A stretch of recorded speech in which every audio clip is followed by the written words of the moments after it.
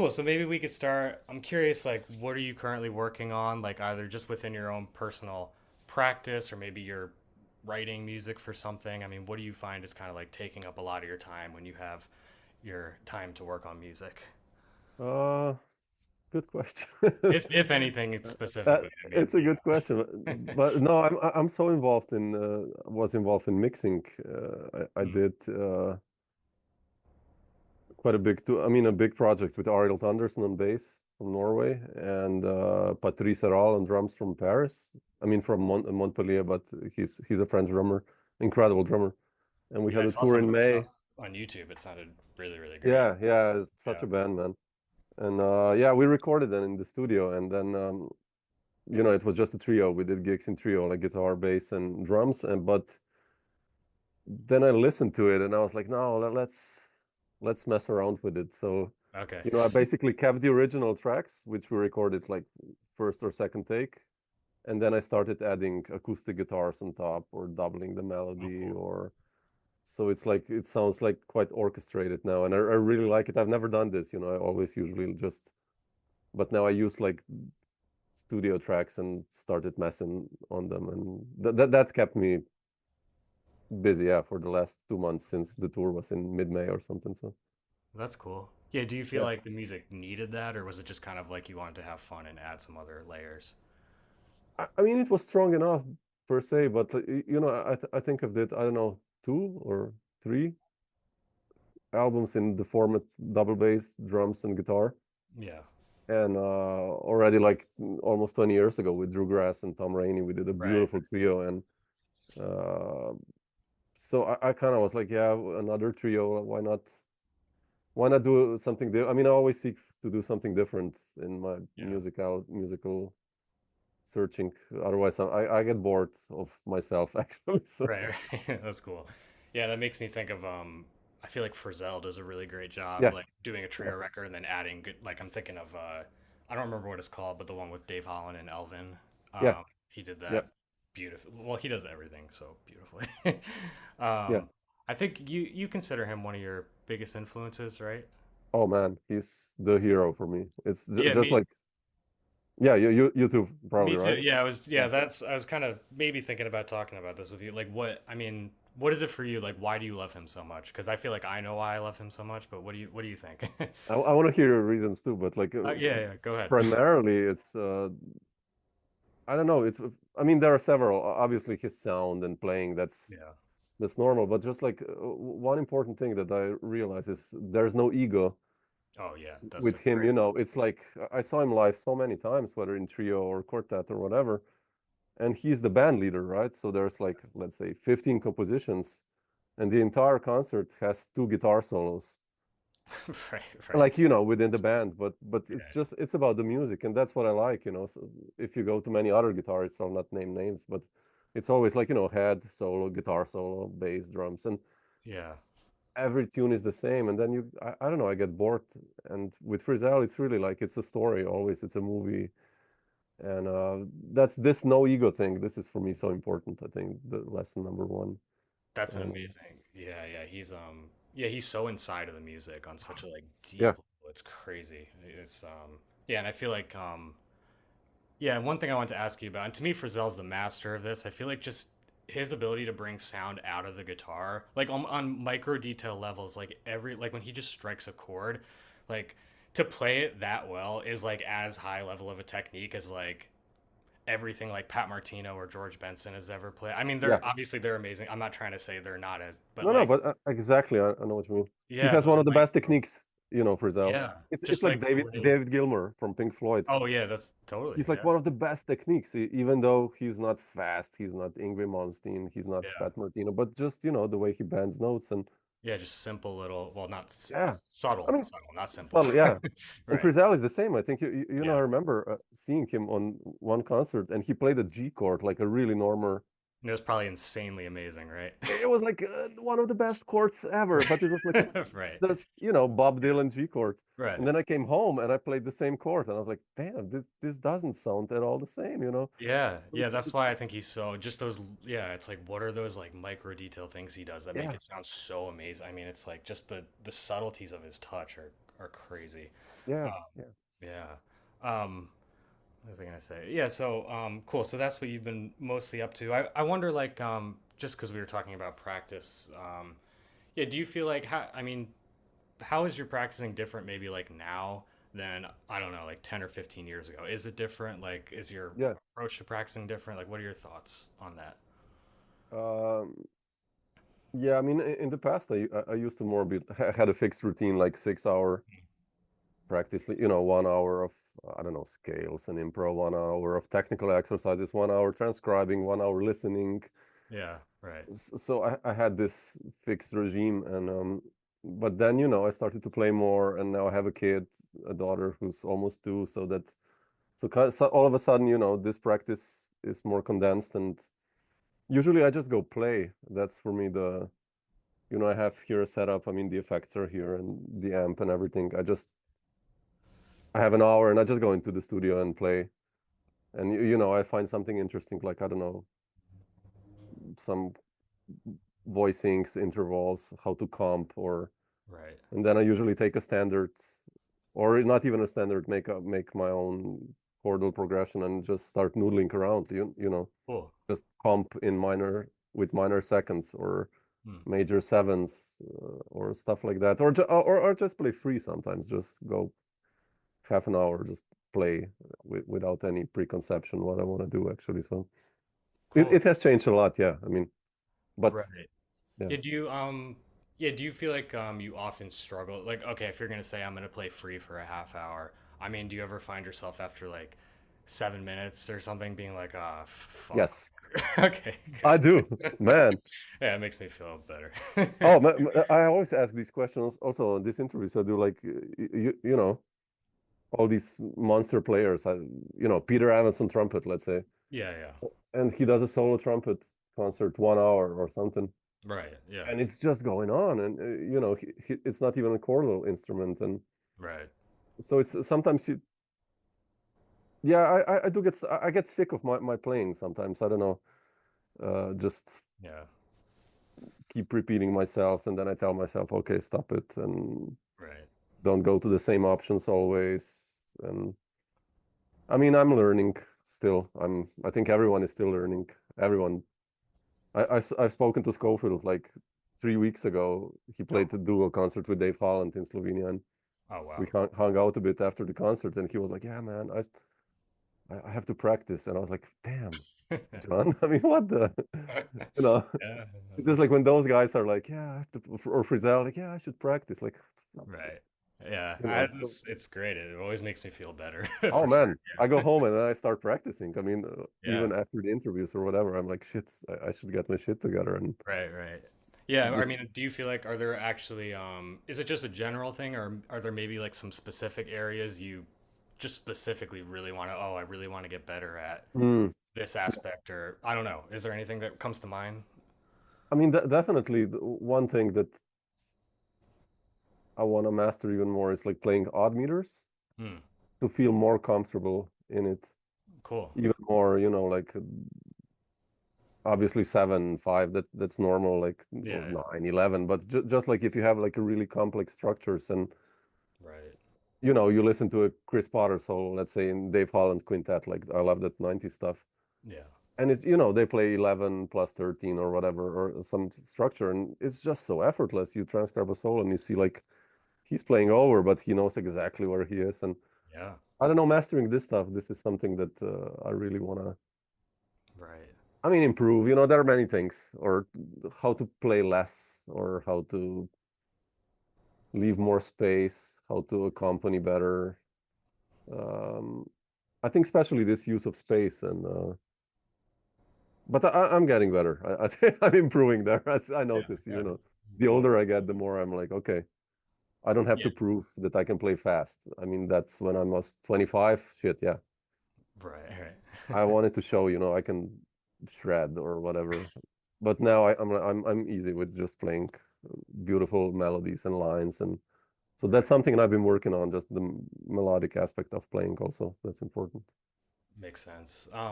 Yeah, do you feel like I don't know, do you feel like as you've gotten older, I mean, I feel like I hear this in your playing, do you feel like your sound has just gotten stronger just from Mm. years of playing. I Yeah, mean, yeah, yeah, so maybe that, do you feel like yeah. that kind of helps you like leave space since you can kind of maybe lean on your touch more? Yeah, I mean, it's all connected. I think it's, Yeah. you know, I remember, I mean, I have really good equipment now regarding effects. So I Hmm. started off with a Boss GT5, which was this like multi-effect. So, Yeah, yeah. and I really loved that sound. And everyone was like, man, you should get a good, distortion pedal or whatever. And I was like, no, no, this is excellent. Then it finally broke down. And then I bought like a Rat from 1979, the 1 kilo steel one, which sounds amazing, by the way, Oh, cool. and Okay. kind of upgraded my. I don't have many effects, but just that you have a good sound and the playing. Yeah, also, I think just by playing with all these incredible musicians, that's, when you, Yeah. I think, improve like a tour with Bob Moses and Ariel, Yeah. 17 days, or, that's for me like 6 universities Yeah. just listening. And Absolutely. so, or whoever, just like I always try to play with better musicians, so that's how you improve and you Totally. see how they do things. And so yeah, I mean through time, I think definitely, yeah, I'm improving. My touch is improving, my concepts, my thinking, my use of space. And Right. when I'm 70, probably I'll be like, okay, that's good now, or You'll still something. be like, ah, I need to practice. Yeah, Shit. exactly, like Right. Frizzell and Schofield. Like Right. I Yeah, hope so, actually. Yeah, exactly. I mean, I feel like both of them are great examples of people who have really like spaced out. I mean, they play way less. Well, I guess yeah. I mean Frizzell always was, you know, Oh, a but he massive. did his 80s stuff, like those Yeah. bass desires. I mean, he was Right. always spacey guy, but Yeah. Sco for yeah, sure though. I mean, Sco used Gophers, man. there's a much more meditative energy feel now in the music as opposed to like in the 80s or something. Yeah, Yeah, it's yeah, just yeah, very yeah, different. yeah. Yeah, I mean, are there specific things that you maybe work on presently or have worked on that are about improving your touch on the guitar, or has it just kind of been a subconscious process just from the playing and stuff like that? Mm, I mean, both. Like I said, sometimes I just play by also leaving long notes. Mm, yeah, Taking a G major chord, let's say, or triads, and right, just letting them ring like all over the neck, checking where they are, adding some stuff, and right, um, stuff like that a lot. Or just, I imagine a chord progression, like I don't know, a C major seven, E major seven chord progression, and then I try to comp that, yeah, taking time, even if not playing, the progression goes on. And I don't know, some small things like that. And yeah, a lot of playing, like I said, a lot of touring, a lot of, especially during COVID, so many long distance projects, which mm, improved my playing really a lot because I had time, to work on stuff and listen and be aware more what I'm doing before. It's like, a tour, a studio recording, and it's just, 15 years for me, or 20, it was like that. right, So that's why so many albums, because I just wanted to record everything what I toured with yeah, the unit. And but COVID kind of made me aware of this, being more aware of the sound and what you play and how you play. And so yeah, that makes sense. Yeah, yeah, I feel yeah, like recording that way is also, I mean, you have such a automatic like biofeedback, like you know how you sound so clearly, and that can be yeah. kind of depressing or brutal or Oh man, right. absolutely. Yeah, I actually, that's, it's funny you bring that up because I feel like I started realizing like, man, I should really like, not always, but at least sometimes like lighten up my touch. It really made me realize how aggressive I can be in my picking. And I don't know, Mm, I'm not sure if I ever would have realized it to the extent that I realized it if I wasn't trying to, like the thing we did together, for yeah, example. I was like, wow, like really like hitting fucking hard, you know? And like it's sometimes it's cool, but maybe not always, you know? yeah. So It depends on the project, I guess. Also, right? yeah, It's totally. But for like 40 minutes of music, yeah, yeah. it's a little, I don't know. But we um, learn. I think that's important. Although right. some players are like that. I don't know. Yeah. Aldi Meola, let's say, he plays like that. Yeah. Yeah. Totally. It's a personal taste whether you like it or not. I mean, For sure. so but that's who he is, or many players. So it's Yeah. personality and everything, I guess. So, but Yeah. yeah, we if you're aware of some things to improve, I think that's so important, all of us, that we are just like, Oh okay, yeah. shit, I have to work on that, or Totally. that's important. Yeah. Yeah. That makes sense. Let's see. So, Trying to let me look at my notes real quick. Sorry. Yeah, one thing I'm always curious about, like, is I don't know, what are either like teachers or musical colleagues you have that you feel like really sort of like unlocked some like a deeper perspective inside of you, or Mm, like like a transformative moment. I don't know. Like, are there certain teachers that immediately come to mind, or people you've played with? I mean, Schofield, definitely. Yeah. You know, when I was 19 or 18, I don't know. I think it was 19 or 18. I went to his house in Katona for 2 months, and Oh, cool. we played every day almost. And so that was, he gave me some of these sentences, sentences that stick with me still. Like think like a saxophone player, or Yeah, yeah. breathe. I still have a tape, playing Stella by Starlight, and he was like, "Man, breathe, breathe, Samo." Right, Just right. I was overplaying, and or this metaphor of language, like tones are words, and with Hmm. words you make sentences, so with notes you make phrases and stuff like that. So I think he was so important, because also motivation wise, when I came back to Slovenia, I just started to practice 6 7 hours, also hanging out in New York and seeing how good everyone is, and Oh, yeah. that he still practices, back then. And I was like, shit, yeah, if you want to do that, and yeah, you Right. better practice. So he Totally. was really important. And I think everyone I played with, I mean, I always strived to get really great musicians in my band. So like, one of the first guys from New York was David Binney. Hmm. So Yeah. he was really important for me, because I was basically a no one, and I put together a sextet, and with Italian players and one Slovenian drummer.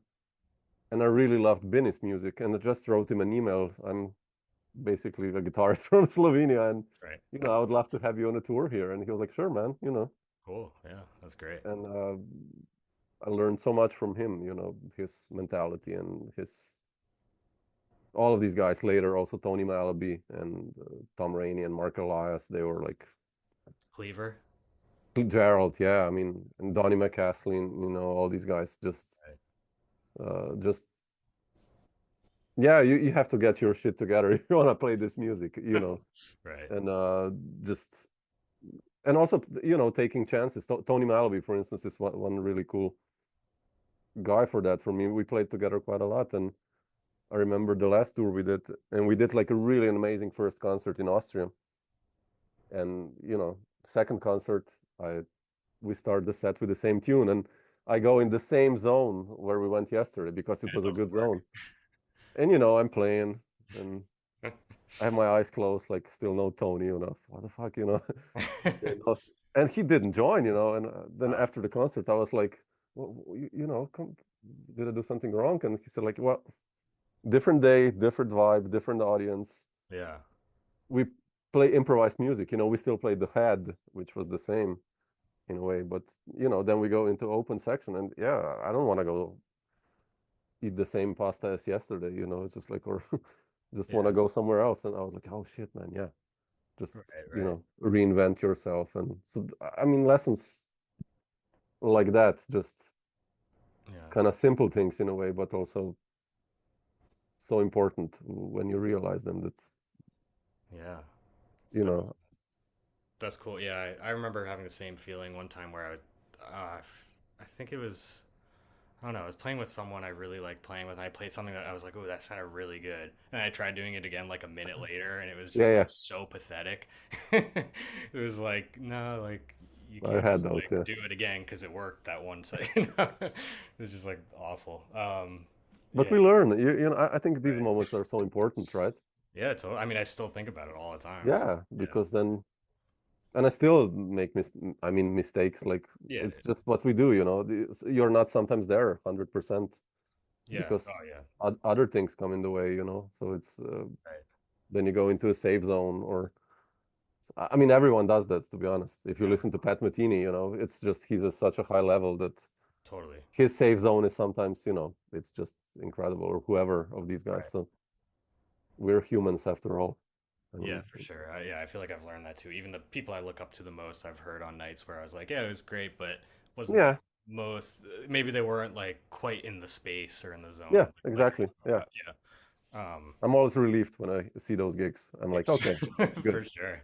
Okay, nice. Right. He, Yeah, there's even been times where I played with some of those people and they weren't in the zone, and I was kind of relieved because I was like, okay, good. That could have been a little scary if they're exactly. like Yeah. really on top of their shit, you know? Okay, cool. So, yeah, I don't know. I wasn't sure if I was going to ask you this, but do you consider Joe Morris an influence at all? Yeah. Yeah. Yeah. Oh Like man. specifically, because I mean, not to like, you don't sound like him or anything like that, No, but no, but I yeah. mean, Oh man.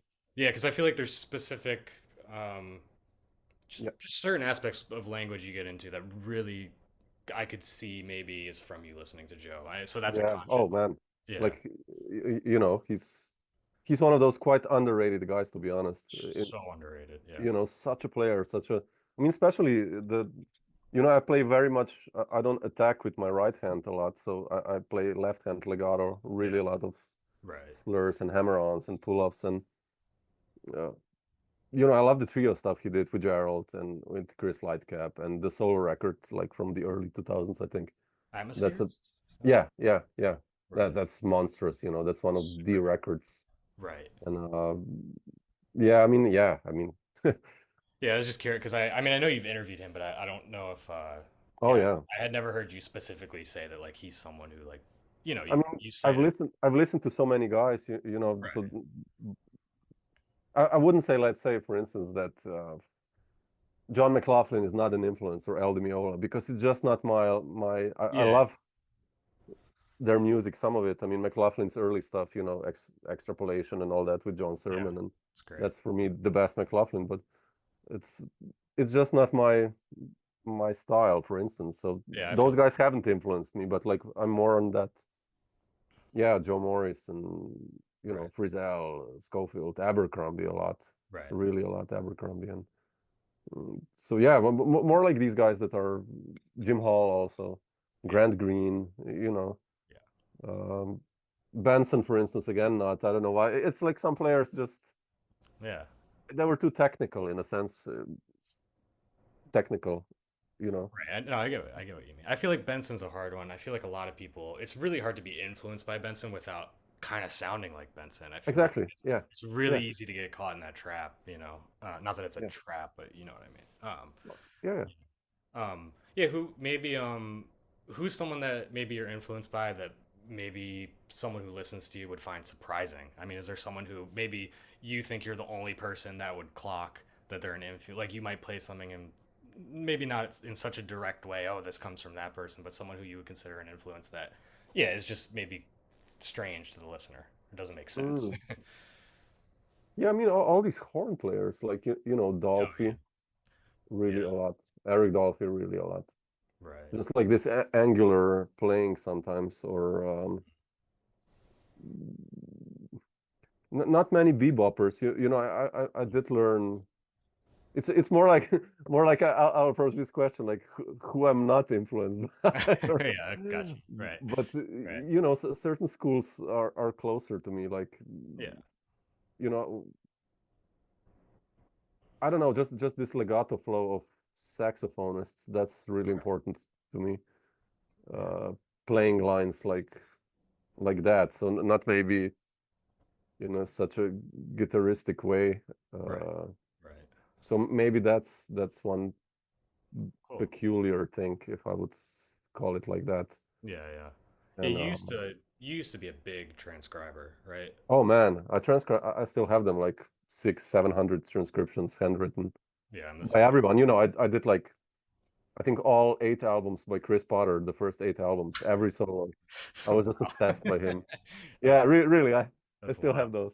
That's a lot. Yeah, every solo, and also with Dave Holland, the Chris Potter solos, and Cool. Yeah, yeah. I did a lot of guys who I listened to, like Adam Rogers. I did like Oh, cool. 15 solos, even though I cannot play like him. He's too good, Yeah, But I mean, you're very different of a player. Yeah. yeah, I'm very different. But I just love his approach, and Yeah. Right. then I wrote out his solos, and this was for me an exercise, just transcribing, Right. not even Or necessarily learning them. Just I transcribed the solo. I don't know, long ago and far away by Adam. Okay, cool, check, yeah. Right. nice. Because already by transcribing and listening, I think you get so much because you listen to it. I don't know, 20 Totally. times, right? 100%. So Yeah. So stuff like that, you know, but especially for horn players. I mean, that's really an important one, I think. Right. Yeah, that makes sense for sure. Yeah. Oh, yeah. Since you brought up Dolphy, I mean, why why did you choose Dolphy's music specifically for like the solo? I mean, to do all, Mm. was that's every Dolphy composition? Every like studio recording, there are some Yeah. obscurities on some bootlegs or stuff. I Okay. think there are like 3 or 4 tunes missing, which he played maybe live, kind of, but Gotcha. that's more or less all of the compositions he wrote for albums. Yeah, like Okay. 27, I think it is. Yeah. Yeah, so why his body? I mean, I love it. I'm not saying why, like why would you do that? I'm just like Mm. why why did you pick Dolphy specifically to like as the composer that you would want to record a solo guitar album for? Um, well, first of all, I did this interview with Miles Okazaki, and Miles did this monk Yeah, yeah. thing, and that was for me that was incredible, just Yeah. and so inspiring when I talked with Miles, and it was COVID at that time, so I had so much time, and I don't know what I started transcribing the heads Hmm.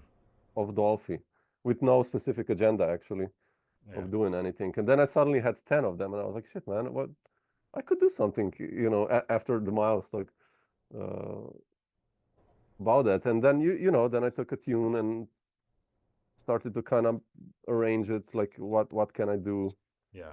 on a 12-string guitar or on a acoustic guitar. And he's obviously, next to Ornette Coleman, I forgot Ornette, obviously, Oh yeah. the most important influence on my playing, I think, Dolphy and Ornette. And yeah, so that was it was so much fun because I also didn't want to approach it like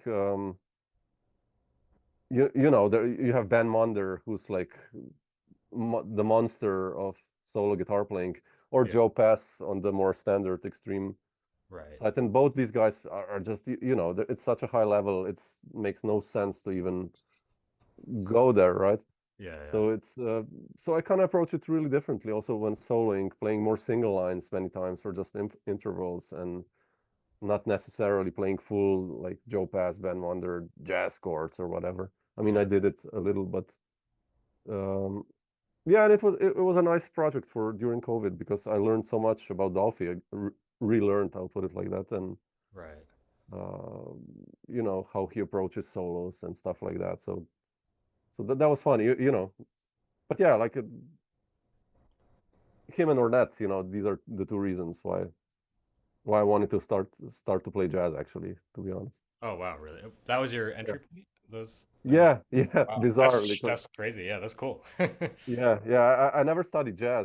I studied American literature and German language, but I was accepted to Klagenfurt Conservatory, and because I didn't even apply in, but I accompanied a friend of mine, a drummer, Oh, okay. there for his exam, and then we played, and then the guitar teacher came to me like, "Well, do you want to study?" I was like, "Okay." Nice. So I went there only for 6 weeks because, like, he gave me this etudes, and I was like, "Shit, I really want to learn what Dolphy plays." I asked him, and he was like, "No, no, no. First, you have to learn this." And then I said, like, "Shit, okay, I'll do it on my own." And I had created my own agenda just to. Okay. So I'm in Did a you way ever find really yourself happy. So going back and like, I mean, really checking out more? I mean, say like the people who influenced Dolphy, like obviously Bird, or I mean, yeah, yeah. I figured Yeah. eventually. Yeah. I mean, I went back, like I did the Westing, and Yeah. speaking of guitarists, or Jim Hall and Grant Green and Barney Kessel, and I did a lot of Charlie Christian, like Oh, 30 right. solos by Charlie. So I went really back, Yeah. and then did the horn players, Webster and Coleman Hawkins and all these guys, Lester Young, and just to see where it all comes from, because I just love this music so much. I just a book that's next to the computer is this, for instance. That's my, Oh, cool. Oh, yeah, you yeah. know. Right, So right. it's like when something is uploading or downloading, I just go here and I'm like, oh shit, wow, check this out. So Cool. Yeah. I Yeah. I I just love this whole You're an historic part. obsessive listener, you would say. Yeah. I love Yeah, listening me too. Yeah. every Yeah. What are chance. your? Even with the kids when I play, we put on, like, today we were listening to John Abercrombie Trio, Oh, cool. Homecoming. Oh So, yeah, there's like this music playing, and I'm playing with my 1.5-year-old daughter, and it's like cool. those guys burning in the background. So it's Grow up quite to cool. have very good ears when they grow up. Yeah, yeah. Yeah, maybe what are okay, what do you have like a favorite Ornette and Dolphy recording? Not necessarily even as a leader, just what recordings do you like are you obsessed with their playing? Mm, I mean, Out to Lunch, obviously, that's Yeah, it's great. Yeah. by Dolphy. It's Right. Yeah, it's like top 5 albums of all time. Should be or is, I don't know, but at least in my case. Yeah. And I don't know, Ornette, I really loved everything by the classic quartet. The Atlantic records with Yeah. Don Cherry and Higgins and Charlie's. That's I think everything by that band is just Yeah. wow. That was a great Yeah, chemistry for sure. yeah, yeah. Do you have some? What are yours? Uh, I think, man, I really like Ornette on Tenor. I think is one of my Oh, favorite albums. I really love that album. For Dolphy, or I not mean, necessarily those two guys. I mean, in general. oh, I think for those two guys. Oh man, that's too big of a question. Okay, okay. I mean, but I love Dolphy. I mean, he's definitely one of my favorites, and I love Okay. Point of Departure, and Oh yeah. Oh sure. Yeah. Oh sure. that's oh my god, and I really love his playing on the blues and the abstract truth too. Oh yeah. I think his play, just No, like those kind of short solos he takes, are so unbelievable. Oh my oh god, yeah, yeah. yeah, so good. Oh yeah. Point uh, of Departure. I have to re-listen again to that one. That's such a good Dude, album. that's like Yeah. a yeah, it's like Yeah. an Yeah. essential. It was that on your Yeah. I remember how many albums did you do when you made those best jazz albums? Did you do 5 or 10 or what'd you I think I did 10 or something. I have Oh, to redo that again. you Yeah. picked Point of Departure, didn't you? I Yeah. thought Yeah. yeah, it was Yeah. a Oh, that's a good. I have to redo that again. Those albums. that's yeah, I'm I obsessed with love that stuff. yeah, I mean Yeah. Andrew is yeah. That's just Oh, such an all-star. I mean, that's like maybe my like dream group. It's so great. It's just so yeah. incredible. And hearing Insane. Joe Henderson and Dolphy together is so cool. Um So yeah, so two things I want to pick up on that you mentioned were oh yeah, so you were talking about like Joe Pass and Monder. What are your I mean uh, what are your favorite solo guitar albums? I mean, do you have like albums that you really think are pinnacles of what can be done on solo guitar? Hmm. Good question. So it's a weird No, no, that's a really good question. I mean, there are so many.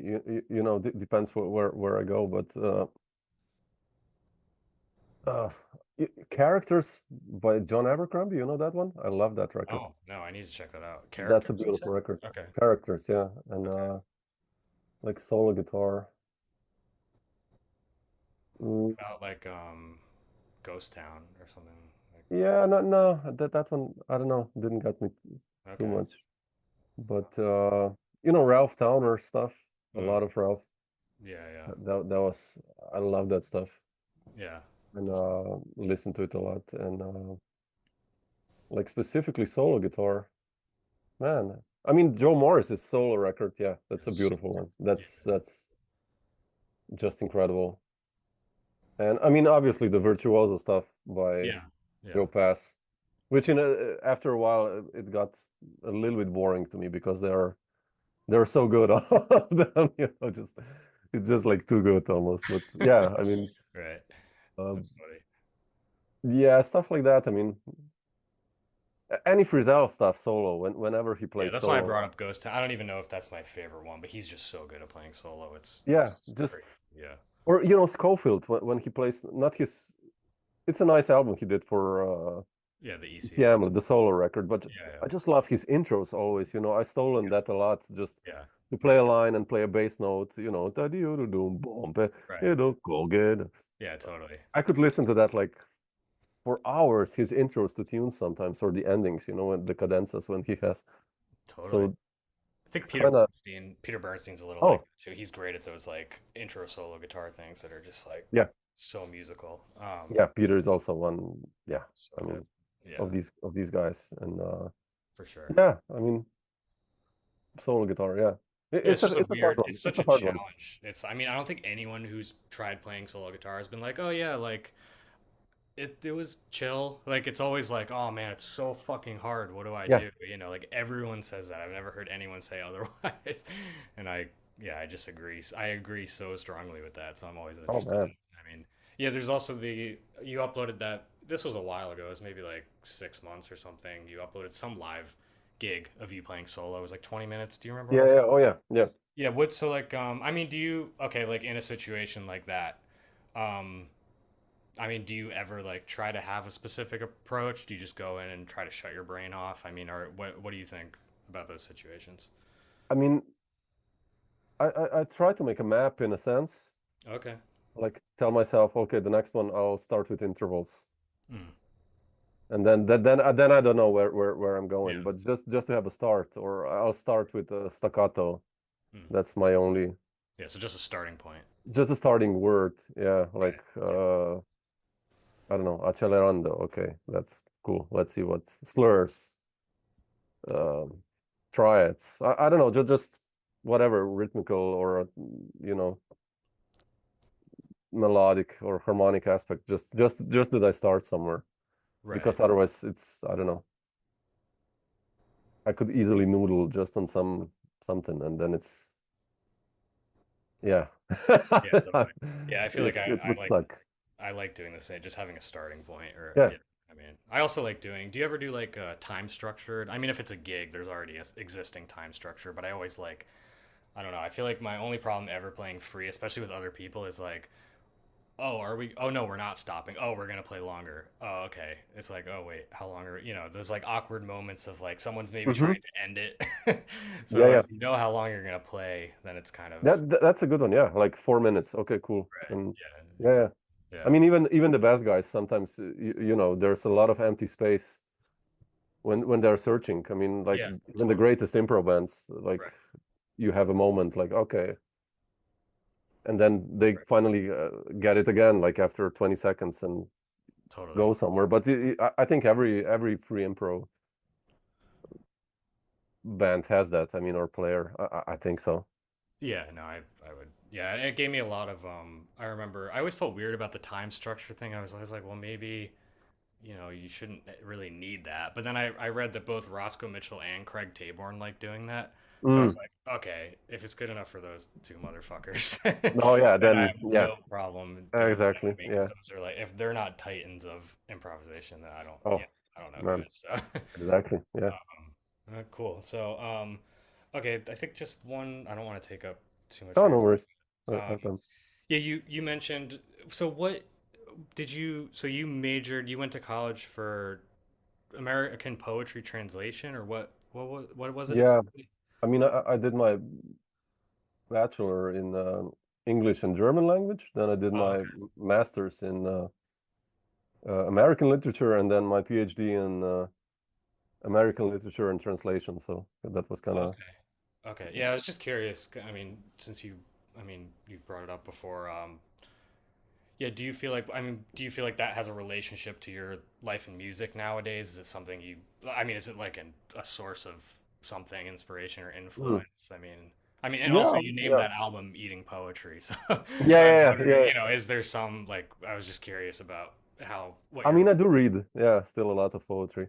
okay, yeah. Every now and then. I mean, a lot. Okay, it's an exaggeration, but like, yeah, when I have time, I read a poem a day.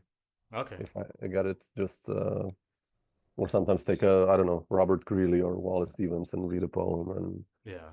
so yeah, it's definitely important. I mean, it's again the use of space. Read someone like Robert Greeley, and it's like I don't know Bill Frisell on guitar, just like Yeah. how to use space or something like that. So it's quite cool. It's a different thing. Yeah, Okay. Yeah, that we makes need sense. that. Yeah.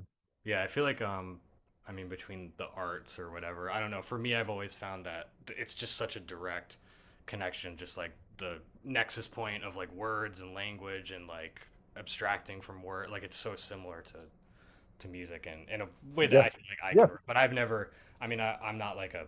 I really don't know anything about it. Also, I just have that thought. So that's why I Mm. wanted to ask you because I know you actually like have a relationship to it. Yeah, I mean, have you tried? Have you ever like been really concrete about it? Like, have you written music based off of like structures of or anything like that, or it's just more of something Mm. you've just No, no, okay. not really. Yeah, I No, was just not really. curious. That's cool. I mean, It's I know many guys, jazz guys Yeah, love poetry, which Dave Allen, the guitarist, or Sam Cecil. Sedigersky, or yeah, Cecil, yeah, Right. or like all these guys. And I don't know, it's like you said, it's a nice counterpoint to music. I think Yeah, yeah. it reflects a lot of jazz, especially. I mean, Right, yeah. Yeah, that makes a lot of sense. Cool. I don't think there was anything really else. Yeah, I appreciate. Thanks for doing this. Appreciate it a lot. you've broken the ice.